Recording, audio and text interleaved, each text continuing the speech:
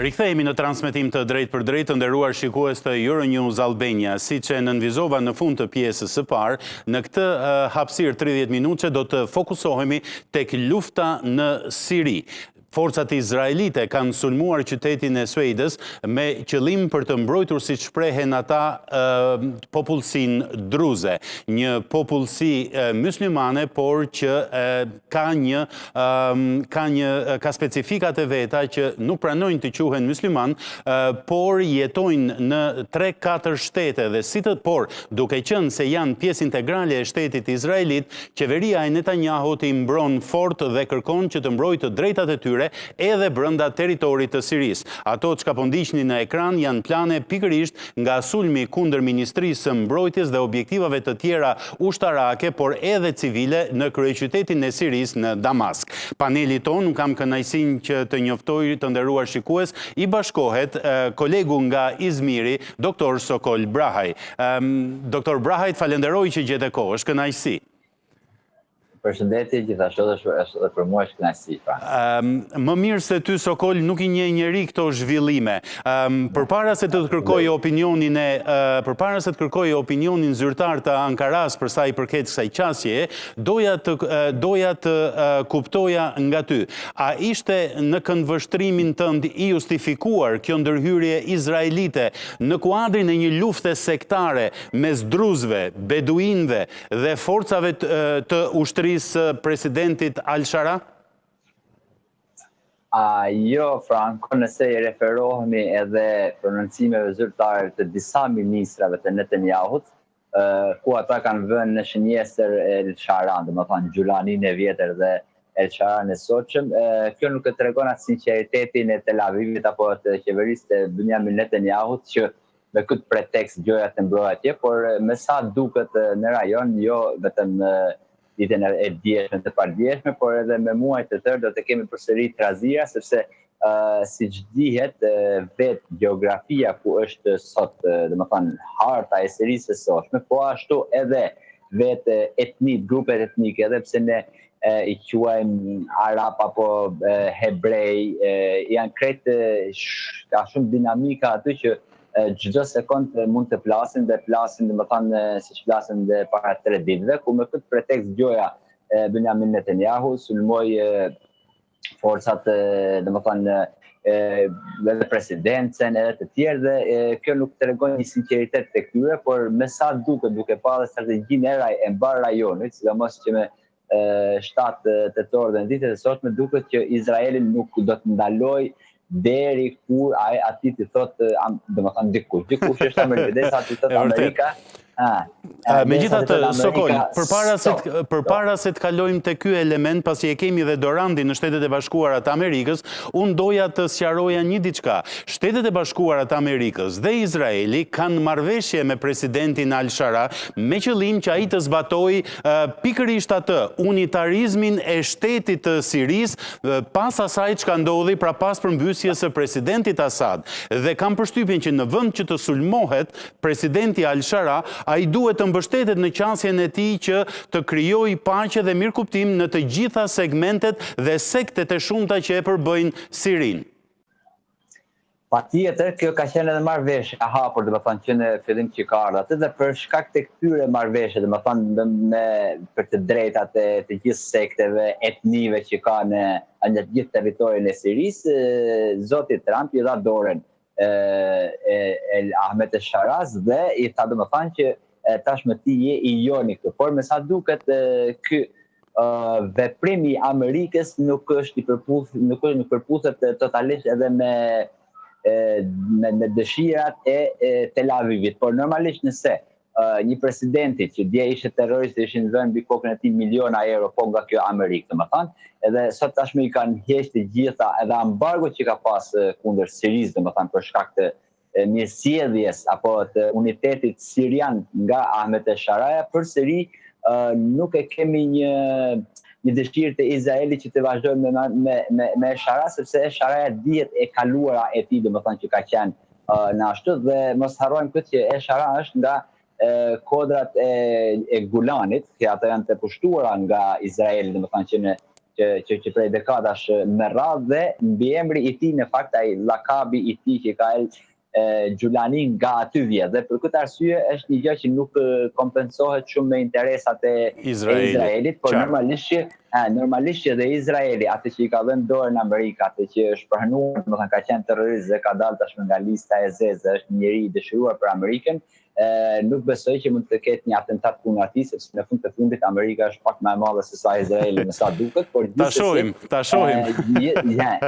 Po gjithë të paktën deri me tani, por kanë një fjalë në lindjen e mesme Franco, që kam pas shok shumë miq, pedagogë dhe kolegë tanë gazetarë që thonë atje jo çdo ditë më ndodhin gjëra të reja, por çdo minutë më ndodhin gjëra të reja, ku sidomos të 4 ditë të fundit kanë ndodhur gjëra të ashtu, por e keqja është që me të vërtetë atje po bëhen krime, domethënë një palë ja bën krime të palës tjetër dhe gjithë ajo që sa do të arrisin Ahmet e Sharaja, domethënë që ta bëj atë është dhe për të dëshiruar, sepse atje tash kemi një shtet gjeografik, por jo një shtet funksional që ka forcën apo ushtri apo funksionar, sepse pas edhe atë që ka pasur me Bashar al-Assadin, domethënë të gjitha armatën, aviacionet, të gjitha Izraeli ja bombardoi dhe ja eliminoi. Domethënë ata kanë ushtar, por kanë ushtar si mund të themi ne domethënë siguri, ilsa kanë kallashe janë dorë, por jo se kemi një shtet të organizuar, qartë. Siguroj, po. Dhe detyra e shtetit është të mbrojë qytetarin e tij, apo ku nuk është shteti, është ditë e tensionuar, dhe të kemi ditë e tensionuar pavarësisht se orët e mbrëmjes së kaluar, domethënë u arrit një marrëveshje për të gjitha ashtu dhe Ahmet e Shara bëri një fjalim shumë të rëndësishëm para një ore gjysmë dy ore, ku tha ishte shumë i rëndësishëm dhe shumë domethënës dhe unë për herë të parë për një fjalim nga goja e tij, domethënë drejt për drejt në televizion, tamam siç e kërkojmë ne, domethënë një fjalim europian, domethënë për multikulturalizmin, multifetare të gjitha, por sa do të jetë praktika e kësaj do ta shohim në vijim. Dorand, doja që të kaloja me ty. Departamenti Amerikan i Shtetit e dënoi ashpër sulmin ndaj civilëve dhe ka bërë thirrje për një armpushim të qëndrueshëm. Por ajo që më bëri përshtypje dhe për të vazhduar aty ku e la Sokoli, Shtetet e Bashkuara deklaron zëdhënësja e Departamentit Shtetit kundërshtojnë sulmet ajrore të Izraelit në Damask dhe në jug të Siris, duke theksuar se këto veprime nuk mbështeten nga Washingtoni dhe përkeqësojnë situatën e sigurisë në rajon. Nuk e di, si e lexove ti këtë situatë, këtë shpërthim të befasishëm të një tjetër konflikti në Siri?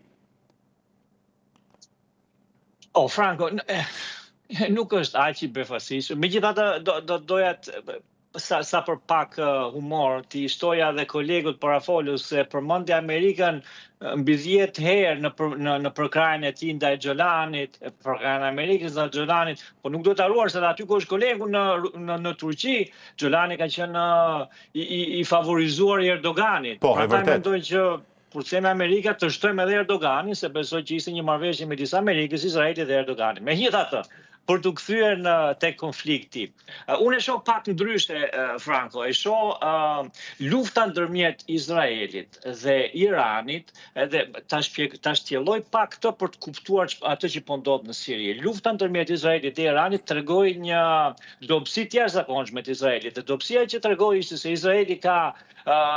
Izraeli mund ta sulmojë Iranin, mund ta dominojë Iranin nga ana ajrore, pra nga lufta ajrore, ndërsa nga lufta e raketeve balistike Irani e dominoi Izraelin. Mi po çpam, nga lufta ajrore Izraeli ka avion F-35, rrezja e veprimit të cilëve është 1000 kilometra. Ndërsa Irani, distanca midis Iranit dhe Izraelit është gati 1400 dhe 1500 kilometra, dhe kjo tregoi që sistemet mbrojtëse, pra sistemet sulmuese doja thoya të Izraelit, pra sistemet ajrore sulmuese aeroplan të Izraelit nuk funksionojnë dot direkt për të sulmuar Iranin dhe u deshën avion anglez, avion gjerman, avion amerikan për t'i furnizuar këto avion Izraelit të cilët sulmojnë Iranin mbi Siri, mbi Jordani dhe kështu me radhë. Izraeli atë që po bën në Siri është po mundohet të sigurojë korridorin e Davidit, ai që quhet korridori i Davidit. Korridori i Davidit është një pjesë ku Siria kufizohet me Irakun, një pjesë e Sirisë, ku Siria është Izraeli, është Siria, është Iraku dhe është një pjesë ku ato kufizohet Siria me Irakun, është një korridor i gjatë, ku Izraeli kërkon të ketë influencën e tij, dhe teleshikuesit tuaj mund të bëjnë Google korridori i Davidit për të kuptuar më mirë këtë hartë, për të pasur influencën e tij në mënyrë që në përplasje të drejt për drejt me Iranin të mos kenë nevojë të përdorin këto avion furnizues, sepse Izraeli dihet që nuk ka avion furnizues, dhe ato i bën llogarit kur nesër pas nesër të marrin veprime të tilla ku mbas edhe Shtetet e Bashkuara të Amerikës mund të mos jenë dakord me këtë që bën Izraeli, ata ti marrin këto veprime unilaterale, pra në mënyrë të vetme, pra si bën Irani në mënyrë të vetme dhe të mos kenë nevojë, eksaktësisht, mos kenë nevojë për përkrajën e shteteve të tjera. Përket anës politike, besoj që këto janë vetëm deklarata nga Shtetet e Bashkuara të Amerikës dhe nuk do të kenë një efekt parimor për sa i përket qëndrimit të Shtetet e Bashkuara të Amerikës kashë Izraelit, duke pasur parasysh se vetëm dje tu në parlamentin në Kongresin Amerikan kaloi një paketë ndihmëse, do të them të diçka, mendoj që për ne Amerikanët është rrjedhimshme, po për ju aty është qesharake sepse nuk i paguani me taksat tuaja, po kaloi një paketë ndihmëse ku $500 milion nga kjo paketë i kalonin Izraelit, po dhe $350 milion i kalonin Sirisë dhe Irakut, por kjo shumë ndërmjet Sirisë dhe Irakut, më shumë i kalon të Sirisë se sa Irakut, pra për të organizuar ushtrinë në Siri dhe kështu me radhë. Pra, të gjithë kjo që po shohim financohet nga parat amerikane. Pikërisht atëherë, ndjes që të ndërhyj Doran, ajo çka mua më bën përshtypje nga gjithë kjo që the, nga njëra anë Shtetet e Bashkuara të Amerikës kërkojnë një Siri unitare, nga ana tjetër Izraeli godet Sirinë, ndoshta edhe për ta kthyer atë në një Liban të dytë, por mbi të gjitha për të siguruar që lartësitë Golan dhe mbështetja në jug të Sirisë nuk ka forca ushtarake aty që mund të kërcenonin atë në planin afatshkurtër. Kjo vetëm një përgjigje të shkurtër, si mund të harmonizohet qasja amerikane me dëshirën izraelite? Ndërmjet lobit izraelit. Duhet pasur unë prandaj e thash këtë punën e Kongresit, sepse çdo gjë që bëhet, lobi izraelit është aq i fuqishëm këtu në Shtetet e Bashkuara të Amerikës, sa mund të flasin ç'të duan, le të mos harrojmë që vetë presidenti Trump, lobi izraelit i ka dhënë mbi $200 milion për të zgjedhur në presidencë. Pra, jo, ajo është vetëm midis këtyre oligarkëve, por duke pasur parasysh, dhe unë jam një ekspert për këtë zotëri, duke pasur parasysh dhe kompanitë nën pronësinë e shtetasve izraelit apo e shtetasve hebrej apo e atyre hebrejve këtu Shtetet e Bashkuara të Amerikës kalon mbi $200 milion. Dhe jo vetëm kaq, por është një lobi, për shembull IPEC-u dhe lobimet e tjera mund të bëjnë një emision të tërë për këtë se janë doja një ndërhyrje e shkurtër. Jashtëzakonshme. Qartë. Ka një fuqi të jashtëzakonshme, prandaj dhe shikojmë të diskordim në deklarata dhe në atë që ndodh në terren, votohet në Kongres. Qartë. Kapiten Meçollari. Duhet të themi disa gjëra përpara se të bëjnë analizën. E para, Siria i hapi hapësirën ajrore Izraelit gjatë sulmit që bëri kundër Iranit. Pra, presidenti i Sirisë i përkohshëm i hapi hapësirën ajrore. E dyta, në një farë mënyre Izraeli ka njohur ose qeverinë e përkohshme të Sirisë dhe është pro unitetit të Sirisë. Atëre, bashkë me Shtetet e Bashkuara dhe shtetet e tjera. Atëre, pyetja është pse ndodhet gjithë dhe cili është pozicioni i Shteteve të Bashkuara? Në qoftë se Shtetet e Bashkuara do të mbështesin veprimet e Sirisë, automatikisht duhet të mbështesin çfarë po bën Rusia në Ukrainë. Të njëjtën gjë. Veprimi i Izraelit në Siri nuk biles është më i tejkaluar se sa veprimi që ka kryer Rusia në Ukrainë. Në qoftë se Rusia pretendon që ka kryer agresionin për të mbështetur rusët që ndodhen brenda në Ukrainë, atëherë Izraeli po mbështet druzët? Po druzët të cilët nuk janë ebrej. Nuk janë ebrej, po janë shtetas të bindur dhe antar funksional të shtetit të Izraelit. Dhe kjo është arsyeja në mbështetje të vëllezërve të tyre druz në jug të Sirisë. Nga pikpamja e nacionalitetit nuk janë... Jo, nuk janë ebrej. Ebrej. Pra, që do të thotë që Izraeli nga pikpamja në qoftë se e marrim krahasimore, po kryen një agresion ndaj një shteti sovran të njohur nga ai. Pse? Çështja e druzëve. Shiko, e vërteta është mund të jetë që dhe qeveria e presidentin Shara mund të ketë vepruar kundër tyre, vërtet. por mbetet një çështje e brendshme, e cila duhet zgjidhur në mënyrë paqësore, ka mekanizma, por përdorimi i forcës e para është akt agresioni dhe e dyta nuk bën gjë tjetër veç se acaron situatën dhe mbështet në fakt është plotësisht në mbështetje të agresionit të rusë. Nëse marrin nga pikpamja e drejtësisë ndërkombëtare. Pra dhe në këtë pikë Shtetet e Bashkuara nuk kanë si të kalojnë në krahun e Izraelit. Pavarësisht, një gjë është e vërtetë, Shtetet e Bashkuara janë të vendosura për mbjetesën e Izraelit dhe kjo nuk bëhet fjalë jo vetëm Shtetet e Bashkuara, por të gjithë bota është pro mbjetesës së Izraelit, ashtu sikurse është pro zgjidhjes me dy shtete. Dhe si tillë, por nga pikpamja nga sa e kuptoj unë, Izraeli kërkon përfiton nga situata. Kush është përfitimi? Izraeli përfiton nga Izraeli. Kordon sigurie për rreth vetes. Është dakord për një qeveri, për një Siri unitare me një qeveri të përkohshme, por nuk është dakord me një qeveri të fortë. Sa më dobët të jetë qeveria aktuale, aq më shumë përfituese do të jetë Izraeli në territorit ose në objektivat e saj ushtarake që ka në Siri. Pra, në një ata nuk janë kundër presidentit, heqjes presidentit, por duan një president të dobët. Dhe goditja e Ministrisë së Mbrojtjes nuk është ana simbolike. Mesazhi. Është mesazhi, unë po të godas atje ku ti ushtron funksionin. Nuk po të godas atje ku ke bërë krimin. Nëse vërtet ka bërë krim, po të godas atje ku ti ushtron funksionin. Sueda. Dhe kjo është mënyra se si funksionon. Por për mua është një agresion i pastër. Izraeli, natyrisht që në këtë rast çështja nuk është e Izraelit, unë e kuptoj është çështja e kryeministit Netanyahu. Duket sikur kryeministi Netanyahu po e mban Izraelin në një gjendje lufte të përhershme. Dhe kjo ka shumë shpjegime pastaj. Dhe kjo ka shumë shpjegime, por mua shumë duket. Do ta diskutojmë në një tjetër jon. Sokol, doja që ta përfundonim së bashku këtë pjesë. Presidenti Erdogan e ka akuzuar Izraelin dhe po e citoj se po shfrytëzon popullsinë druze të Sirisë si pretekst për agresion, duke paralajmëruar se Turqia nuk do të lejojë coptimin e ushtrisë. Ai ka theksuar se Turqia mbështet stabilitetin e Sirisë dhe çdo përpjekje për ta destabilizuar është e papranueshme. Në rast se do të bëja një pyetje të drejtë për drejtë, e vështirë dhe që kërkon përgjigje gjatë, po me ekspertizën tënde jam i bindur që do t'i bie shkurt.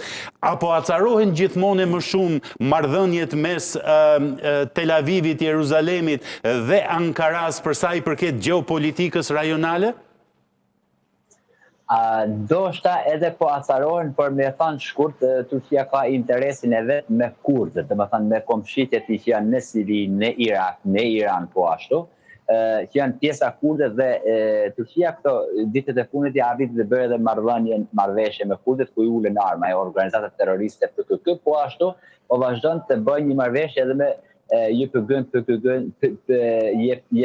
PKK, GK-n e Sirisë, dhe më thënë forcat demokratike kurde që janë në Siri, dhe në këtë aspekt nuk ka një, më thënë, pavarësisht se fjalimet janë me tone të lartë, se duhet pas parasysh frango që Turqia është 99% musliman, dhe ajo pjesa e Sirisë këtuash është muslimane duke heqë disa etni shumë të vogla, dhe normalisht që duhet të flasi për politikë të mbrëmshme më shumë, por marrëdhënia, siç e tha edhe Dorian më parë, përmend Amerikën sepse ishte fjala aty, por ajo që iku Bashar Esadi ka qenë marrëveshje Washington, Tel Aviv, Ankara, këtë dihet, më thënë, tashmë ka dalë në fakt, por Turqia çfarë do bëj me këtë aspekt, tashmë nëse shohim disa referata që dalin në televizion, më thënë, pro-qeveritare të Erdoganit, thonë që Shara mund të kërkojë ndihmë nga Turqia, pra siç e ka kërkuar Esadi nga Rusia dhe më shkuat atje, masana atje mund të kemi një gjë krejt të ndryshe, një strategji krejt të ndryshe nga Turqia, por duke qenë anëtare e NATO-s, më thënë, Turqia mund shkojë në një vend,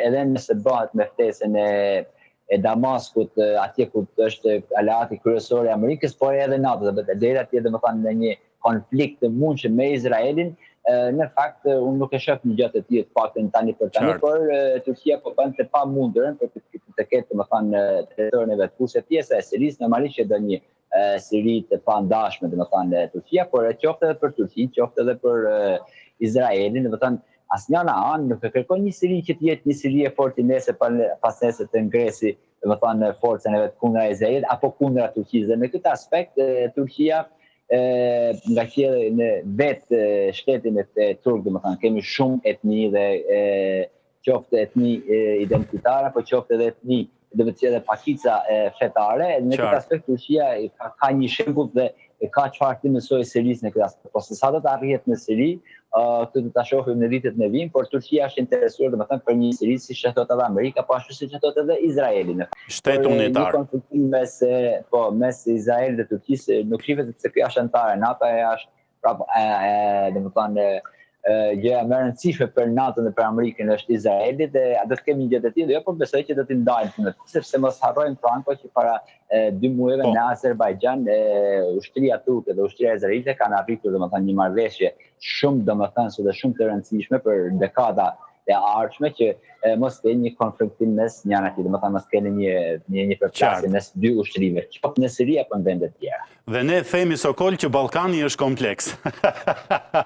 Po patjetër, domethënë ballkanizimi tash I dashur Sokol, falenderoj shumë për kohën dhe kontributin tënd në këtë emision. Ishte kënaqësi, ju përshëndes. Faleminderit. I dashur Doran, doja të falenderoja edhe ty për kohën dhe kontributin në këtë emision. Të jam shumë mirënjohës për pjesëmarrjen. Faleminderit për ftesën, Franco. Faleminderit. Do jemi në kontakt për të tjera emisione. Të nderuar shikues, ne do të shkëputemi për hapësirën e fundit publicitare dhe kur të kthehemi në bashkim edhe me një ekspert nga Kosova të çështjeve të sigurisë, do të analizojmë atë që po konsiderohet si sulmi i spionazhit të bija serbe kundër Kosovës. Mos u largoni, vetëm pas pak.